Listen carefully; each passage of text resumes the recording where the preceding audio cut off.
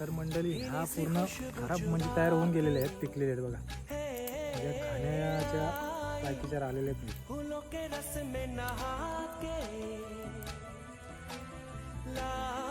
आणि यांचं जे तयार झालेले दाणे असतात यांच्यापासून चिकी बनवली जाते. पूर्वीच्या काली खूप लोक चिकी बनवायचे. हे पूर्ण दाणं गोळा करायचं आणि आपण एखादा चहा घेतो तो ग्लास घ्यायचा, त्यामध्ये साखर टाकायची आणि हे दाणे टाकायचे. आणि आपण पूर्वीच्या काली चूल असायची तेव्हा त्या चुलीची जी थाज असते लाकडांची करलेली त्याच्यावर पूर्ण ती साखर वितळवायची आणि त्याच्यात हे दाणे टाकायचे.